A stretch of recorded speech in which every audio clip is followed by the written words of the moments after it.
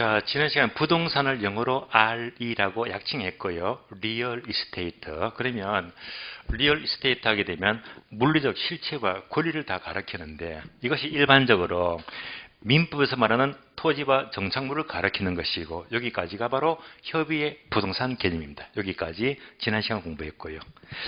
자, 이번 시간은요. 이제 토지와 정착물을 좀 더 상세히 보겠는데요.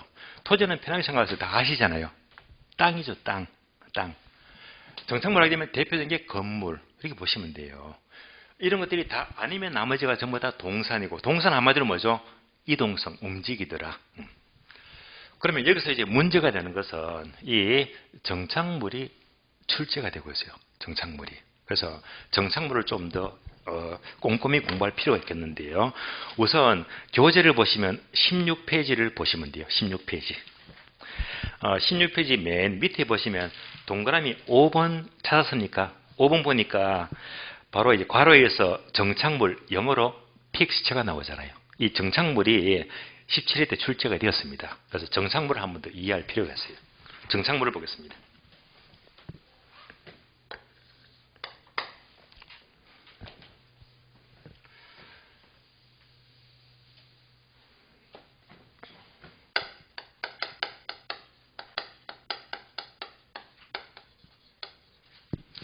자, 정착물을 영어로 픽스처라고 불러요.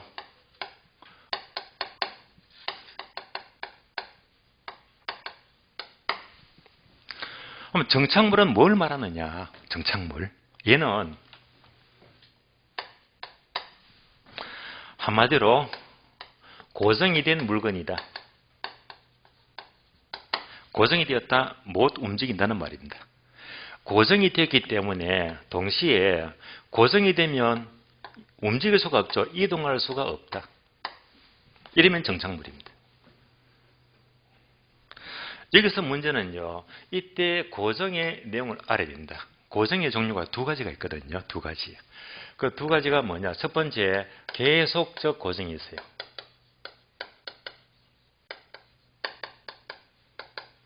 두 번째가 일시적 고정이 있어요. 이 차이점을 아셔야 됩니다.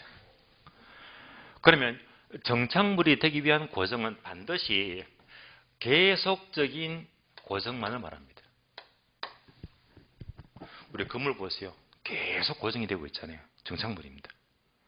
그러면 일시적인 고정은 결코 정착물이 될 수가 없습니다. 따라서 정착물은 계속적 고정을 의미하지 일시적 고정은 정착물이 될 수가 없습니다. 예를 들어 볼까요?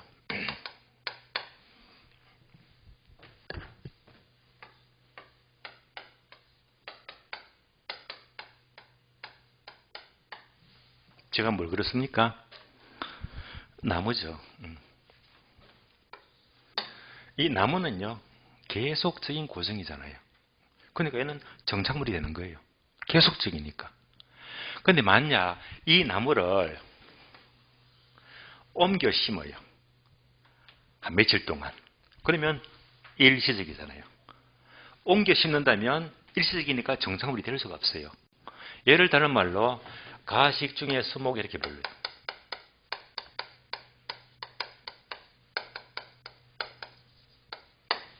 그러니까 임시로 옮겨 심는 나무는 일시적이니까 정착물이 될 수가 없다는 말입니다.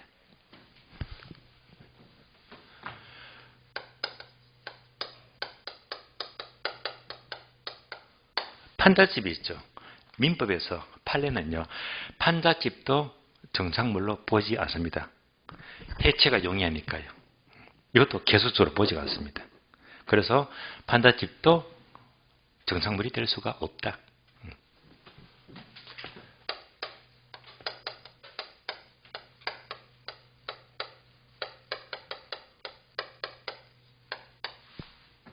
컨테이너 박스.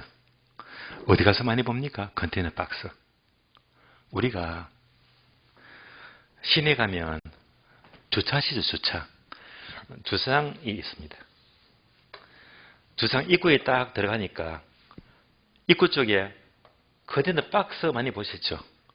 거기다가 창문 열어서 주차권 주고 하잖아요.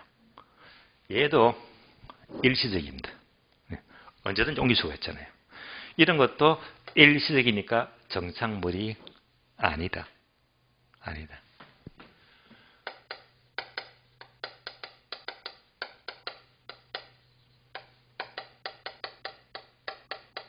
요즘은 보기가 드문데요. 공중전화 박스 있잖아요. 이렇게 생겼죠.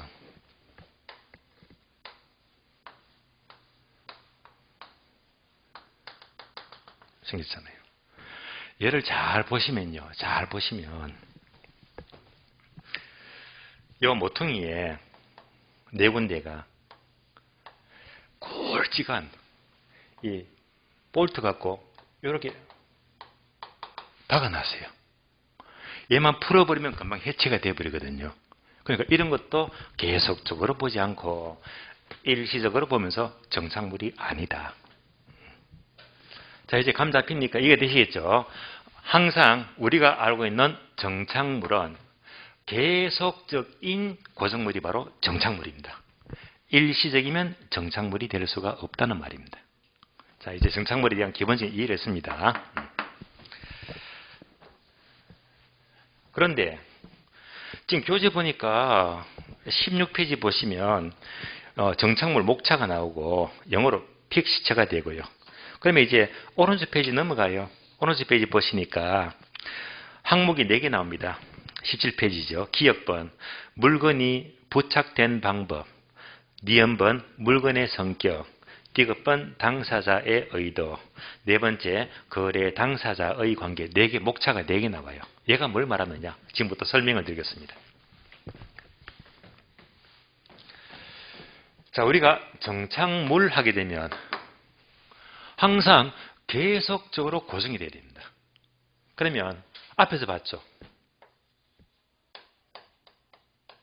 동산의 특징이 뭐죠? 동산. 움직인다. 이동성.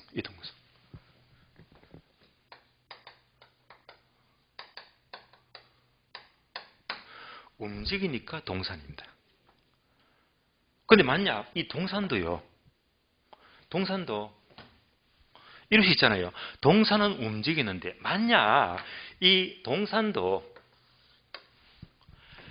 계속적으로 고정이 될 수가 있다면, 동산도 계속적으로 고정이 될 수만 있다면 정착물로 보자는 말입니다. 뭔지 아시겠죠? 이런 얘가 기역, 니은, 디귿, 리을 4개 항목입니다. 그래서 4가지는요.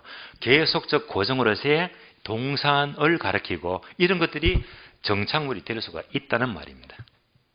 지금 우리가 공부하는 이 앞으로 이 4개 항목은요. 바로 미국적 이론입니다. 미국적. 그럼 이제 하나씩 볼게요. 첫 번째 기억번이죠. 물건에 부착된 방법, 부착 방법입니다.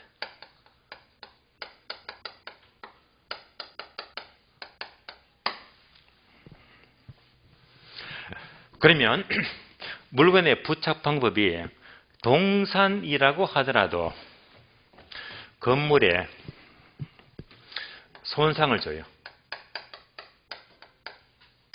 건물에 손상을 주고 설치 또는 제거합니다. 건물에 손상을 주고 설치 또는 제거한다면 이런 경우는 동산으로 보지 말고 정착물로 보자.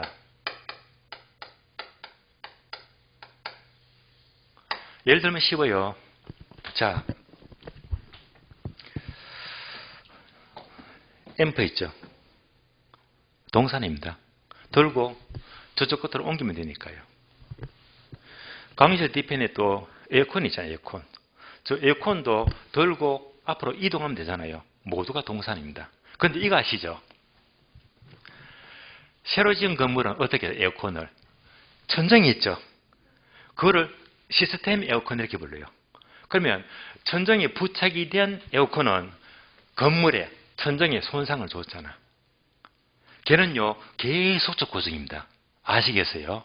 이런 것들은 이제 천정에 부착이 된 에어컨은 손상을 주고 설치되기 때문에 계속적인 고정이 된 거예요. 이런 것들은 정착물로 보자는 말입니다.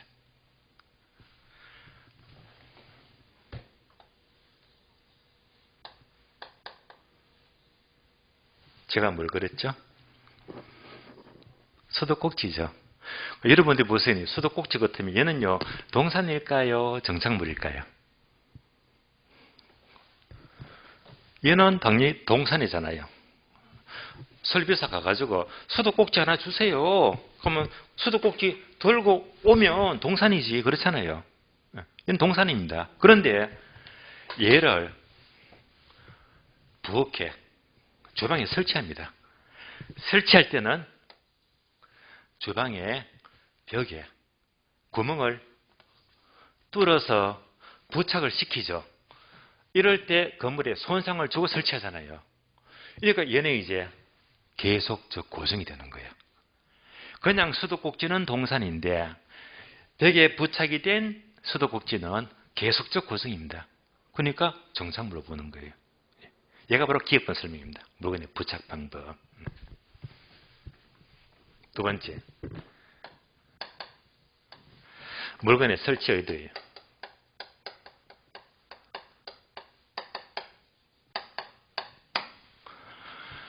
동산은 움직이는데 이 동산이라고 하더라도 그 물건의 설치 의도가 부동산의 가치를 증가시켜요.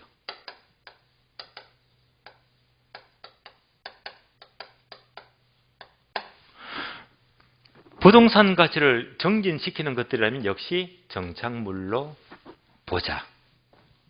예를 들어 볼게요. 예를 들면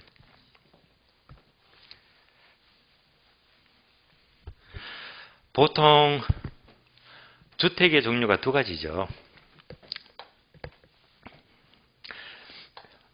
일반 주택이 있어요. 또 임대주택이 있다. 비계급입니다.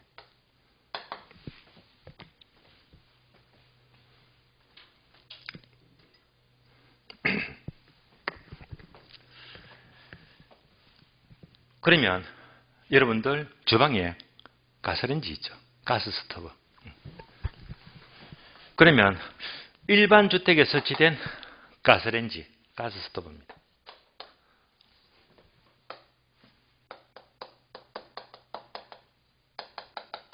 자, 여러분이 단독주택에서 내 집에서 일반 주택에서 살다가 이사 가요. 이사 갈 때 얘를 그냥 두고 갑니까? 가져갑니까? 가져가죠. 가져가니까 뭐지? 이동성입니다. 이동성. 그럼 얘는 뭡니까? 일반 주택에 설치된 가스레인지는 내가 들고 가는 거니까 뭐지? 동산. 그런데 임대주택이다. 예를 들면 여러분 많이 듣고 있는 도시형 생활주택 들어보셨죠? 또는 또 원룸. 보통 이제 알기 쉽게 원룸을 지었어요. 원룸 처음 짓게 되면 현수막 많이 보시죠? 풀 옵션 들어보셨죠? 신림동에 많잖아요. 신축 원룸이나 신축 도시형 생활주택을 지은 다음에는 임대가 잘 되게 할 목적으로 풀 옵션 해놓고 여기에 새 들어오게 되면 최고급 가스레인지가 설치가 되었고 벽걸이 TV도 설치가 되었고 최고급 냉장고 심지어 세탁기까지 풀옵션 되어 있잖아요. 이런 것들은 임차인이 살다가 이사 갈 때 가져갑니까? 못 가져갑니까? 절대 못 가져가요. 못 가져가니까 얘는 못 가져가니까 바로 계속적으로 두고 가야 됩니다. 이런 것들은 뭘로 본다? 정착물로 본다. 임차인이 못 가져가요. 못 가져가니까 임대주택에 설치된 이런 풀옵션 가스레인지는 바로 임대 부동산의 가치를 증가시키기 위한 것이니까 임차인이 절대 못 가져가요. 이런 것들은 정착물로 보자는 말입니다. 다음 세 번째, 물건의 성격입니다.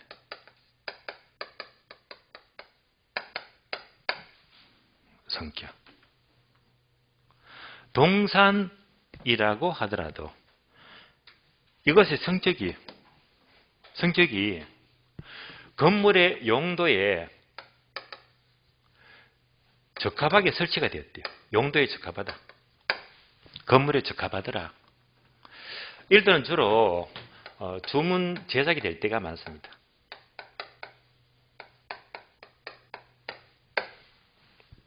예를 들어 볼까요? 자, 여러분 아파트 가시면 공부방에 애들 책걸상이 있잖아요. 당연히 책걸상은 들고 옮기면 돼요. 책걸상은 들고 옮기니까 바로 동산에 불과합니다.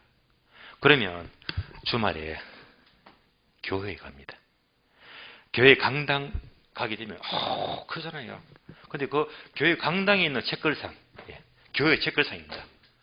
그거는 특수 주문 제작이 되었어요. 왜? 교회에만 어울리거든요. 딴 데 가면 쓸모없단 말입니다. 이런 것들은 동산이라고 하더라도 교회에만 어울리도록 적합하도록 만들어졌기 때문에 이런 것들은 뭐로 보자? 정착물로 인정을 해주자 말입니다. 네 번째, 거래 당사자의 관계예요.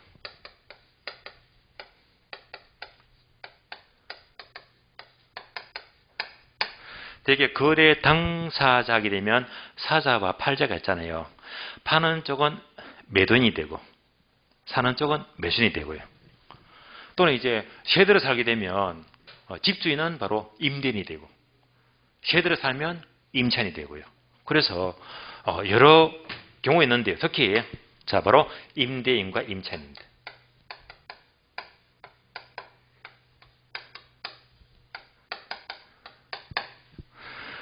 자, 임대는 건물주죠.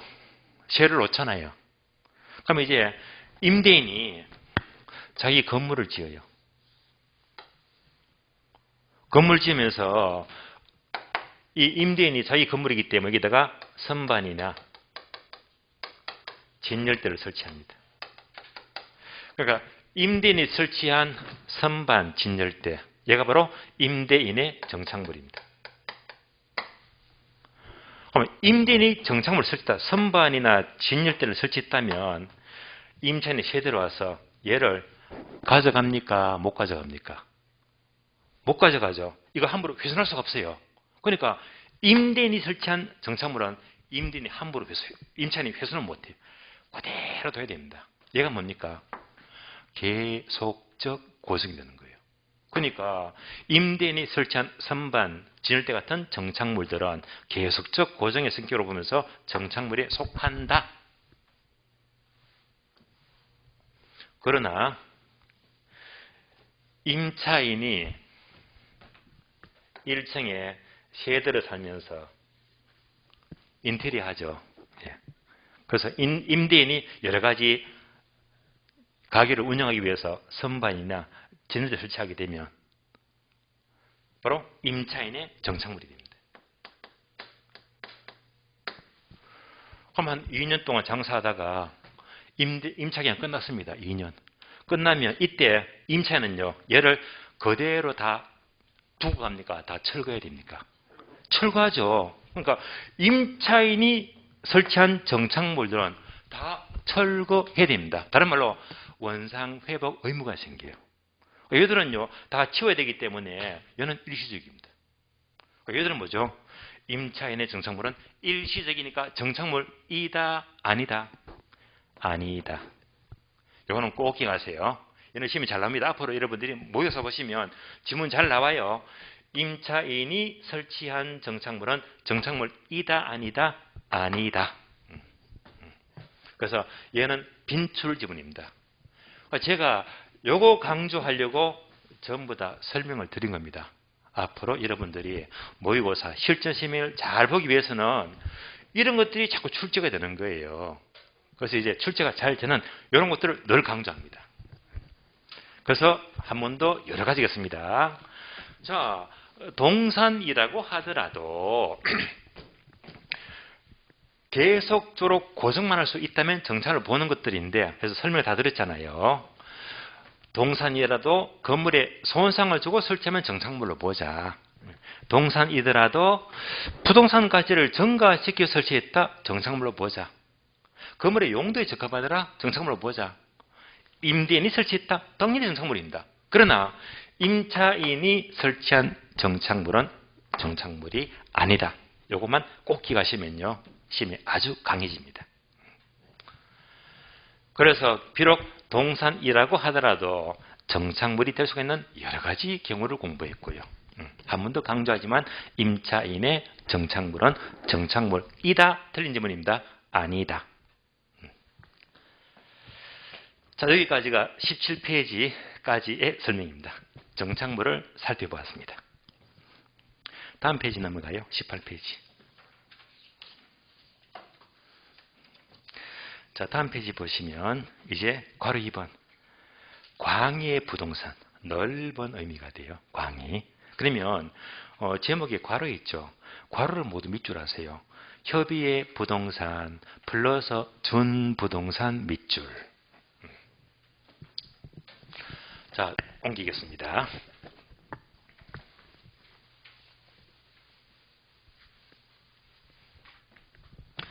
광의의 부동산은 협의의 부동산 플러스 준부동산. 자, 준자를 한문으로 쓸게요.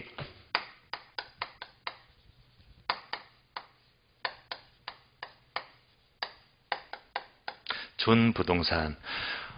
우리가 시험 보게 되면 주로 준부동산, 다른 말로 의제부동산 이렇게도 불러요. 같은 말입니다. 준부동산, 의제부동산 똑같은 말입니다. 그러면 부동산 앞에 준자가 붙게 되면요. 준에서 취급한다. 그러니까 무엇처럼 취급한대요. 즉 부동산처럼 보는 것들입니다. 준부동산.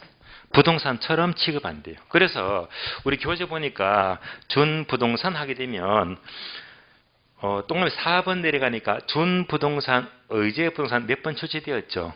목차만 볼게요. 종류가 기업번. 자동차, 건설기계, 항공기. 건설기계를 쉬운 말로 중기라고 중기. 또는 니은번 선박, 디귿번 공장재단, 리을번 광업재단, 미음번 임모, 그리고 광업권. 이런 것들이 모두가 부동산처럼 취급한다. 부동산처럼 본대요. 옮겨서 보겠습니다.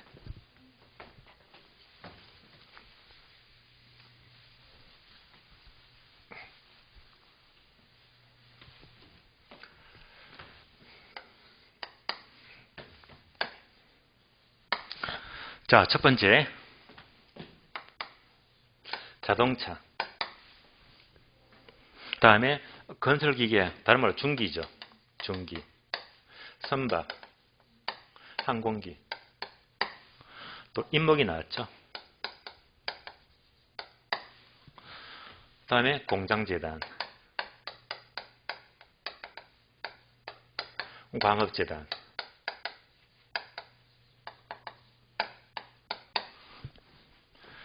또는 뭐 어권 등등등 여러 가지입니다. 그럼 잘 보세요. 자동차, 중기, 선박, 항공기는 움직이잖아요. 움직이잖아요. 그러면 얘가 될 수가 없잖아요. 부동산이 움직이잖아요. 움직이는데도 이런 것들은 뭐죠? 부동산처럼 취급한대요. 부동산처럼 준부동산. 왜 그렇게 봐야 됩니까? 그 이유가 있습니다. 그러면 그 이유가 뭐냐? 여러분 자동차는 잘 아시잖아요. 자동차는 등기를 하나요? 등록을 하나요? 자동차 등록증이 있죠. 자동차는 등록을 합니다. 그래서 등기 또는 등록을 해요.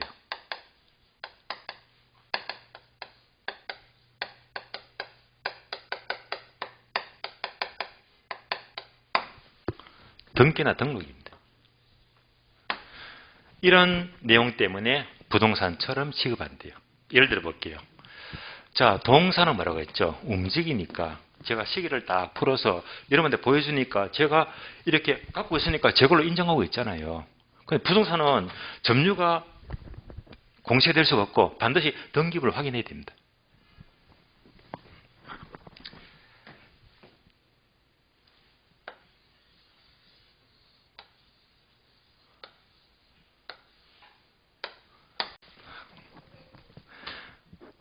자동차가세요.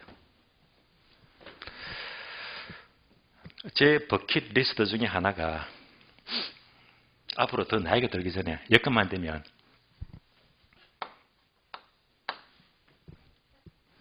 가장 고급차죠. 포르쉐. 예. 저는 앞으로 이제 타고 싶다면 그래도 노후에 여건만 되면 남들이 흉을 보든지 말든지 그래도 내가 타고 싶으니까 포르쉐 한번 사서 몰고 싶어보고 싶어요. 포르쉐. 강의를 오래 하면서 저도 또 실무도 하고 있잖아요. 저도 이제 공인중개사로서 사무실 내놓고 하고 있는데 이거 좀 큰 것도 많이 팔았습니다. 원래 최고 이제 큰 거 팔았는 게 83억짜리 그 사우나 4층 건물인데요. 남탕, 여탕 사우나, 헬스 게다가 또 골프 연습장까지 다 포함된 거를 84억에 팔았는데요. 짭짤하더라고요. 법정만 받았는데 0.9%. 적은 돈 아니에요. 저로 이제 실무를 하고 있습니다. 그런데 저보다 더 탁월한 사람이 있어요. 저한테 배운 친구인데 10년 넘었습니다. 이 친구는 올해 나이가 35입니다. 그럼 이 친구는 언제 합격했다? 25살 전에 합격했어요. 그러니까 저하고 꾸준히 관계가 좋아요. 그래서 이제 이 친구가 여러분도 이런 사례기 들으면 공부할 의욕이 생겨요. 야, 중개사 좋구나. 예. 그래서 이 친구는 성이 송신데 이름까지 못 밝힙니다. 중개는 요즘은요 그냥 대로변에 사무실 차려놓고 간판 멋지게 하고 인테리어 멋지게 하고 뚜벅이 손님 받아야지. 아파트 팔고 빌라 팔고. 시대가 변했습니다. 그러면 돈 못 벌어요. 돈 못 벌어요. 시대를 따라가야 됩니다. 예, 이거 있죠. DT. 디지털 트랜스포메이션입니다. 우리 중개 부동산 실무도 디지털로 전환시켜야 됩니다. 그러니까 아직까지 그냥 광고도 막연하게 벼룩시장, 신문 광고라든지 통하는 시대가 아니고요. 지금은 전부 다 SNS죠. 매물도 유튜브에 올려야 됩니다. 찍어서 편집해가지고 썸네일 만들어 올려야 됩니다. 또 여러 가지 물건들을 블로그 만들어가지고 블로그 또 활용해서 실제로 이 다음이나 네이버 매물 광고 등록시키잖아요. 그것도 광고는 괜찮은데 그보다 훨씬 더 잘 먹히는 게 블로그 광고예요. 블로그. 시대가 바뀌고 있어요. 그러니까 가만히 점포 차려놓고 그러는 뚜벅이 손님만 받아야지. 굶어 죽습니다. 문 닫습니다. 아시겠어요? 이제부터 중개 실무 하시면 유튜브 촬영해서 편집해서 올리고 블로그 관리하면서 이렇게 이제 적극적으로 이제 이런 광고는 광고비가 한 푼도 안 들어가요. 효과는 크거든요. 그래서 저한테 배운 이 친구는요. 바로 유튜브 매물 찍어서 올립니다. 다세대 주택, 다가구 주택, 원룸 올립니다.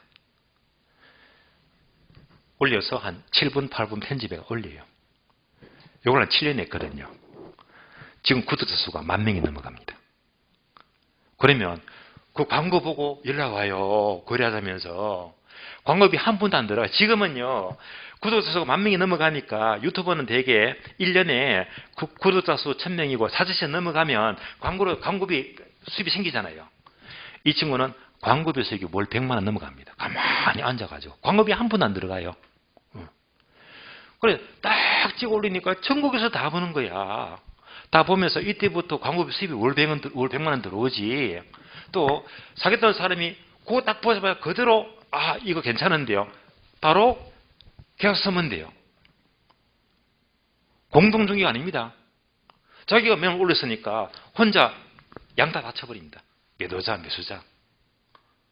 이런 것들을 한 달에 보통 2개, 3개나 해요. 한 달에 몇 천만 원 벌어요. 몇 천만 원씩. 그래서 제가 여기에 대한 유튜브 사이트 이름을 못 알려드립니다. 그래서 이 친구는요, 이 블로그나 유튜브 광고를 통해서 벌써 35 나이인데 자리를 잡았어요. 멋지게 잡았어요. 그래서 작년까지만 해도 작년에 BMW를 몰다가 원래는요 차를 바꿨어요. 제가 너무나 타고 싶은 포르쉐로 바꿔버렸더라고요. 그걸 몇 번 탔는데 이 친구 참 잘 나간다 진짜 부럽더라고요. 35대 가지고 포르쉐 몰면서 광고 찍고 유튜브 딱 찍으면 한거 보니까 너무 멋진 거야.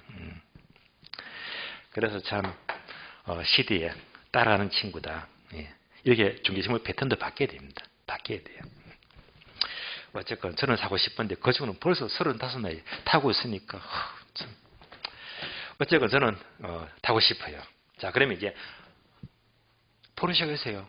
참 멋지잖아요. 운전대가 있잖아요. 제가 이 포르쉐를 딱 타고 앉아서 핸들을 잡고요. 멋지게 딱 앉았습니다.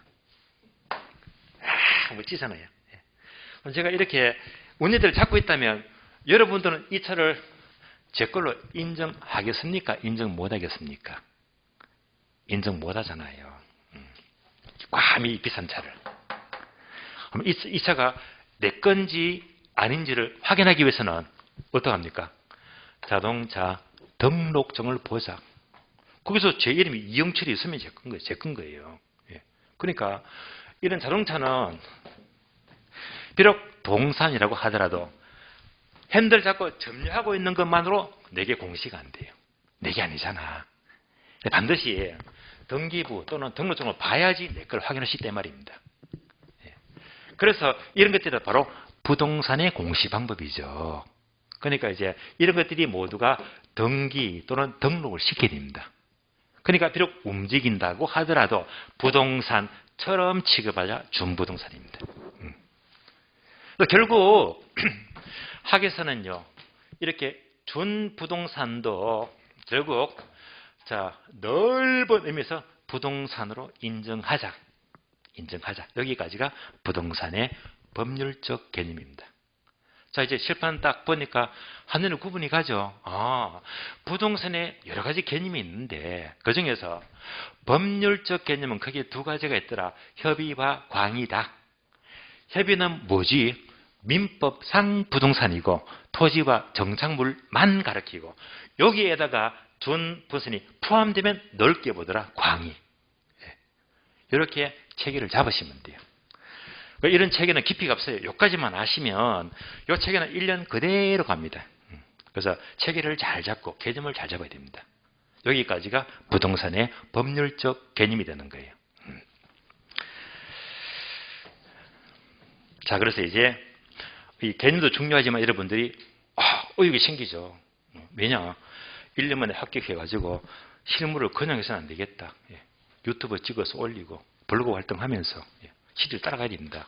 따라가게 되면 여러분도 뭐잖아 몇 년이면요 얼마든지 포르쉐를 몰 수가 있습니다. 그래서 제가 실무하면서 잘하는 친구들 많이 봅니다. 많이 봐요. 정말 많이 봅니다.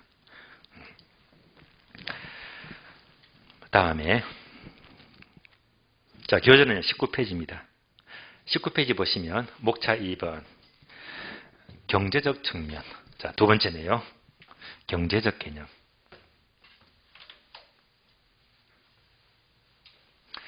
부동산의 경제적 개념은 일단 교재 보면요. 목차만 보시면 돼요. 목차만 쭉 단어만 확인합니다. 1번 생산 요소 밑줄 하시고 생산 요소만 밑줄 하세요. 생산 요소. 가로 2번 자본 밑줄. 다음 페이지 3번 소비재 밑줄, 상품 밑줄, 자산 밑줄. 밑줄 몇 개입니까? 5개죠. 생산요소, 자본, 소비재, 상품, 자산. 여기까지만 기억하시면 돼요. 옮겨서 보겠습니다. 부동산의 경제적 개념은 자산 또는 자본, 생산요소,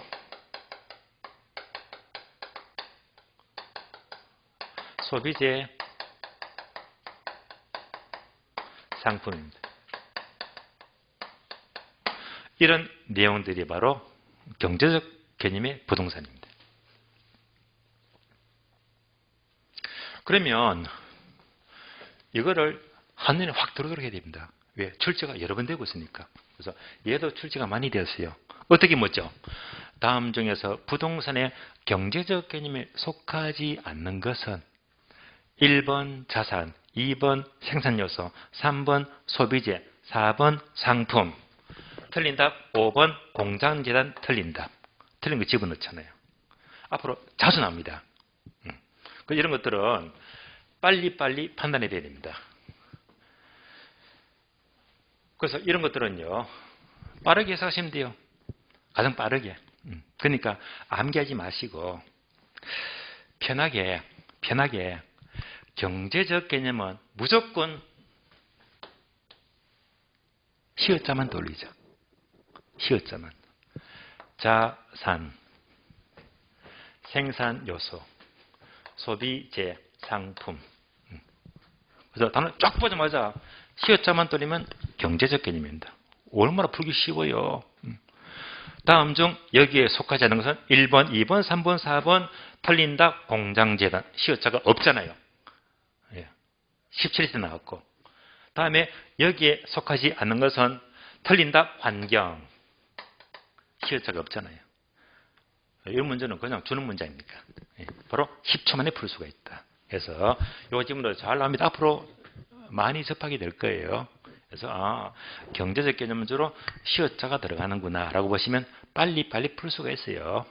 그러면 다음에 자산 해놓고 괄호 자본이 있습니다. 이 차이점 알아야 됩니다. 차이점은. 자산하고 자본은 같은 말이 아닙니다. 이 차이점을 설명을 드릴게요. 차이점을. 이해만 하시면 돼요.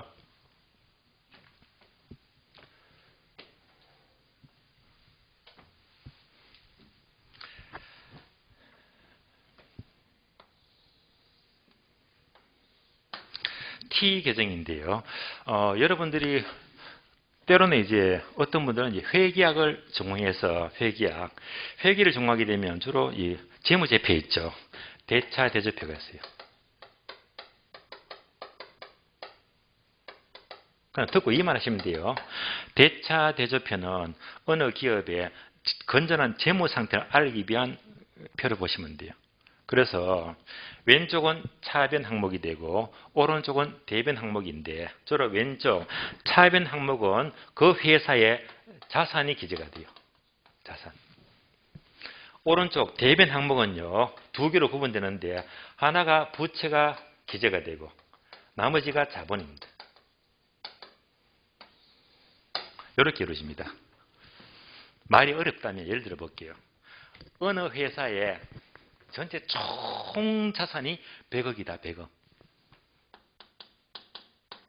100억. 부채는 아시죠? 빚진 거 빚이잖아요. 그럼 이 회사의 부채, 빚이 40억이래. 40억이래. 그러면 100억에서 빚 40억 빼니까 자본이 얼마 남죠? 60억이죠. 이렇게 이루어집니다. 그러니까 자산과 자본은 의미가 다르잖아요. 그러니까 자산은 100억인데 부채 40억 빼니까 자본은 60억이다. 이런 것들이 모두 무슨 개념? 경제적 개념. 경제적 개념. 그러면 자산, 부채, 자본의 의미 아시겠죠? 여기서 여러분이 시험에 필요한 거는 다 필요 없어요. 근데 얘는 알아야 돼. 그러면 총 자산에서 부채 40억 빼니까 얘는 60억이잖아요. 얘가 뭐지? 다른 말로 순자산.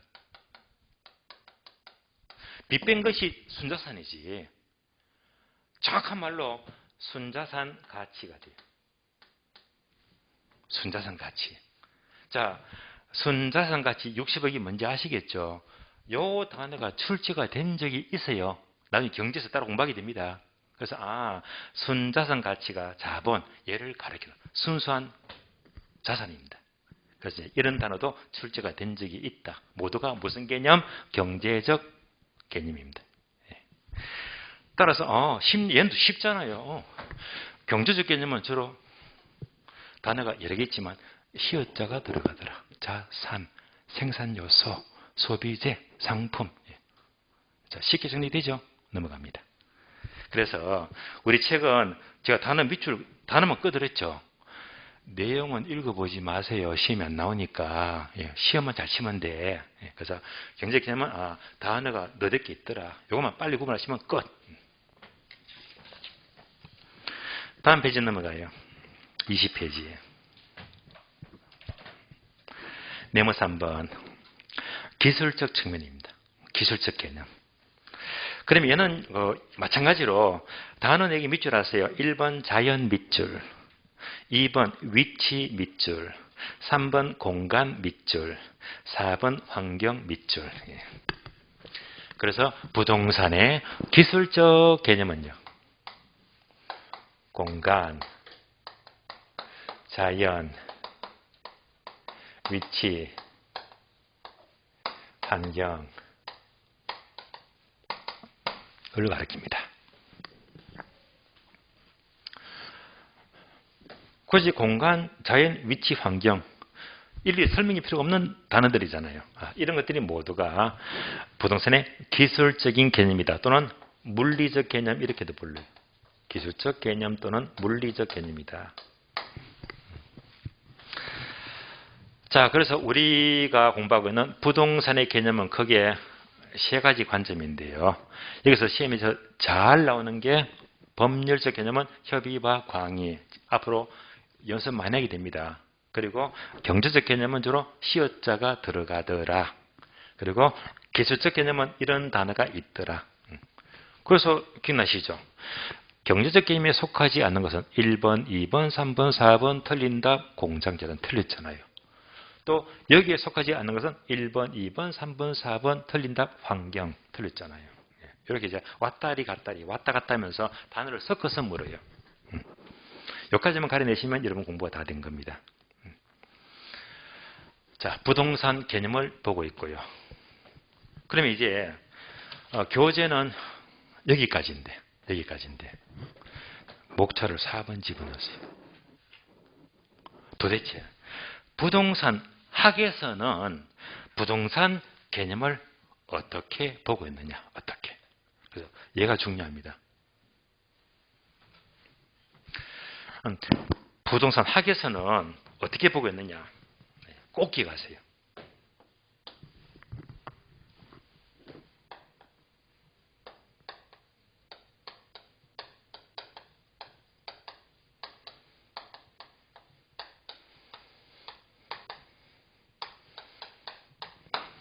아주 중요한 단어입니다. 부동산 학에서의 부동산 하게 되면 바로 복합 개념의 부동산입니다. 아주 중요한 단어입니다. 복합 개념의 부동산이다. 앞으로 학교론 시간에 부동산 묻게 되면 얘가 나와야 됩니다. 복합 개념의 부동산이다. 그러면 복합 개념의 부동산은 우리 책에서는 어디서 나오는가 하면요. 자, 21페이지 보시죠. 21페이지. 21페이지 보니까 색칠 네모 보죠. 맨 밑에. 색칠 네모. 맨 끝줄에 보게 되면 3번 개념 구분 찾았죠. 표 나오잖아요. 거기서 보니까 복합 개념의 부동산 나오죠. 이걸 공부하는 거예요. 복합 개념의 부동산. 그럼 다음 페이지 보니까 여러 가지가 나옵니다. 이거 설명해 드릴게요. 따라서 복합 개념의 부동산은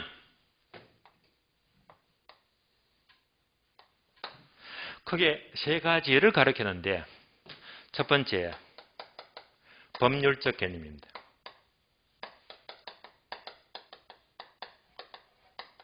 두 번째 경제적 개념입니다. 세 번째가 기술적인 개념입니다. 세 가지를 모두 합해서 복합 개념의 부동산 이렇게 불러요. 그러면 7번 보시면 뭐가 필요하나요? 법률적 개념, 경제적 개념, 기술적 개념 다 가져왔잖아. 다 가져가세요. 그러니까 이걸 전부 다 합한 것이 바로 학에서는 부동산으로 보자. 이것을 복합 개념의 부동산 이렇게 불러요. 자, 그래서 줄여서 세 가지죠. 법률적 개념, 경제적 개념, 기술적 개념, 줄여가지고 법경기라고 보시면 돼요. 요즘 경기가 되게 안 좋죠. 무슨 경기? 법경기. 그래서 부동산 학에서는 복합 개념의 부동산은 크게 세 가지가 뭐라고 했지? 법경기. 포함된 게 복합 개념의 부동산입니다. 자, 그러면 다시 구분합니다. 구분해요. 중요한 것은요. 민법과 학개론 비교합니다. 자, 민법입니다. 민법. 민법은 어떤 부동산 협의 가장 좁게 보고 있어요. 작게 보고 있어요. 뭐하고 뭐? 토지와 정착물입니다. 여기까지가 민법입니다. 그러나 부동산 학은 뭐라고 불렀죠? 법경기가 모두 포함된 복합 개념의 부동산. 비교되죠. 그래서 민법과 학개론은 개념을 다르게 보고 있다. 가장 좁게 보는 게 민법, 가장 넓게 보는 게 학개론입니다. 그래서 공부를 오래 하신 분들이 부동산 개념 나오면 개념을 못 잡아, 개념을. professor님 뭡니까? 묻게 되면 학교론 시간에 자꾸 토지와 건물캐요. 토지 정착물. 엉터리 답이에요. 개념을 잘못 잡고 있단 말입니다. 첫 시간 개념을 분명히 잡아야 됩니다. 그래서 민법과 학개론은 분명히 개념이 다르다. 가장 좁게 보는 게 민법, 토지와 정착물. 가장 넓게 보는 게 학개론이다. 바로 복합 개념, 법경기가 포함된 거예요. 구분되시겠죠? 그래서 단어 하나라도 명확히 개념을 잡게 되면 절대 힘이 흔들릴 수가 없단 말입니다.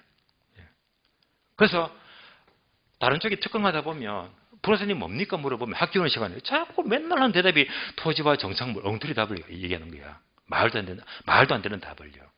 항상 민법은 뭐죠? 토지와 정착물. 학교원 시간은 뭐지? 복합 개념의 부동산. 세 가지가 뭐? 법경기. 가장 정확한 공부가 돼요.